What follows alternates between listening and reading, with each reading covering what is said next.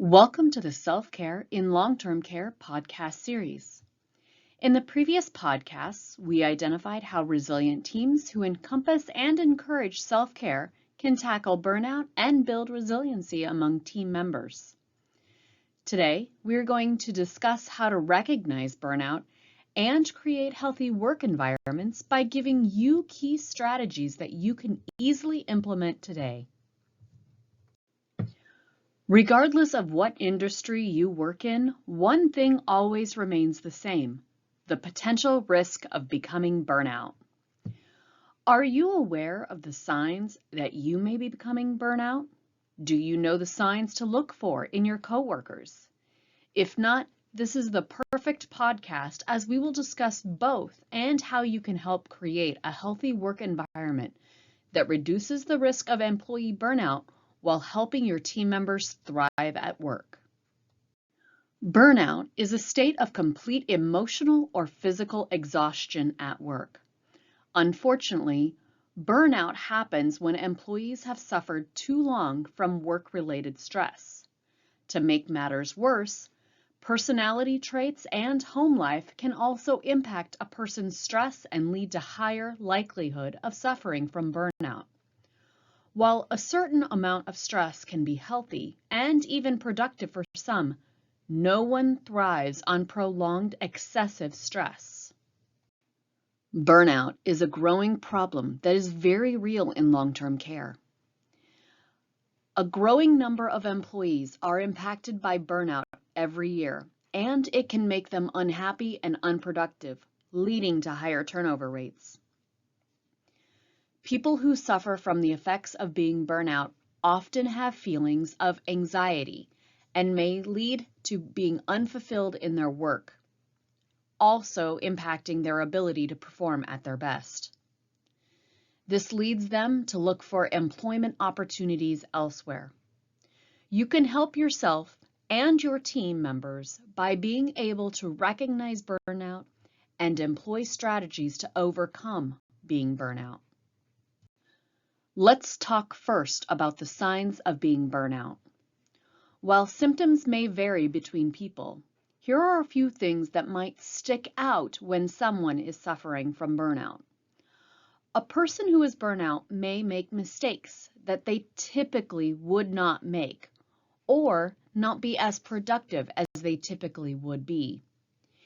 If your organization does get-togethers, the burnout employee may not come to such events. You can further help identify potential indicators of burnout by talking to your team members. Ask them how they are feeling or how they're doing, and ask them to provide further details. Talking to people can help to reveal their emotional aspects of being burnout. The conversation might clue you in on how that person is feeling, such as disillusionment about their work, cynicism, or if they have a feeling that they just don't belong anymore. Another sign of burnout might be the employee who is doing really well, but can't or won't celebrate their achievements. You can help your employees overcome burnout by first preventing potential long-term stress at work whenever possible. However, if that isn't a possibility, there are other ways to help your team members overcome stress, such as talking and listening. Talking and listening might seem like soft skills that aren't important and may not have concrete effects. However, just the opposite is actually true. Employees who feel like they are seen and heard by their supervisors are more likely to be less burnt out. Another strategy you can employ is to try to put a stop to overwork. A heavy workload and long working hours are often the highest risk factors for burnout. While we have an obligation to care for our residents entrusted to us, it should not come at the risk of having our team members leave our organization because they are overworked and stressed out to the point of burnout. The obvious solution is to look at the tasks each employee is to complete. Are there ways that can be implemented to make the tasks more streamlined, or processes that can be implemented that will help employees support each other? Restore work-life balance. I'm sure you have heard the old saying that you should leave work at work and home at home, but in reality, that is nearly impossible to do. If your team members are burning the candle at both ends, working excessive amounts of hours, both work and home life will suffer. As with a heavy workload, the key to restoring balance is to talk with your team members and find out what's going on for them. Are they in control of their own lives, or do they feel like they are merely living to work instead of the opposite of working to live? You can also create and foster a positive work environment. Positivity breeds positivity. To dispel the negativity within your organization, you need to foster a positive environment that encompasses a relaxed work attitude, freedom to explore, forgiveness of errors or mistakes, understanding, and a zero-tolerance attitude to all forms of harassment or intimidation. Workplace culture won't change overnight, but when it does, everyone benefits. Make roles, expectations, and goals clear. If we don't know what is expected of us, how are we able to work well?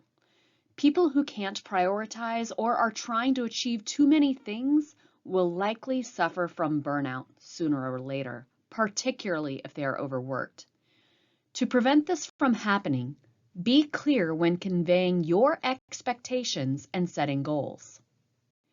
Help people feel fulfilled. People who are fulfilled are often happier in their job roles. You can help people feel fulfilled by talking to them to find out how they are feeling. Then after talking to them, consider what options you have available to further help them be fulfilled. Think outside the box to other opportunities that are available to them and be sure to offer praise for their engagement.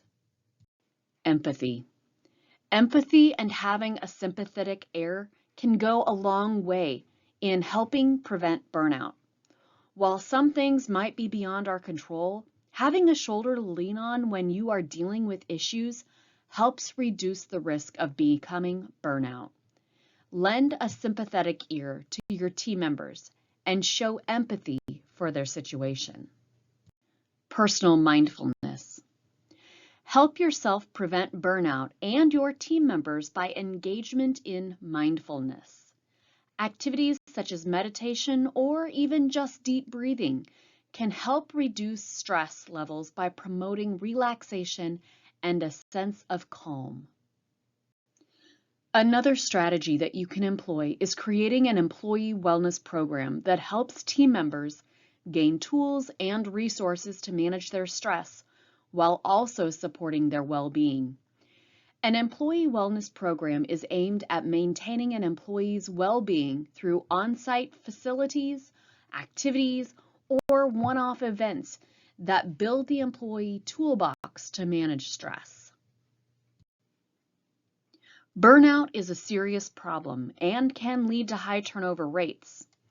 However, by engaging and encouraging strategies to reduce burnout, such as stress management, you can help yourself and your team members be better equipped to handle daily stressors. With a little empathy and understanding, you can keep yourself and your employees productive and happy no matter what the future of long-term care might bring. As we bring this podcast to a close, remember that it is okay to provide yourself with and encourage others to do self-care. Not only is it one of the best methods to build resilient teams, but if we aren't caring for ourselves, who else will? Remember, the change you make today could make all your tomorrows better. Until the next podcast, be well and take a moment to provide yourself with a little self-care. Recognize the signs of burnout and promote resiliency among your team members by creating a healthy work environment. Thank you for joining us today.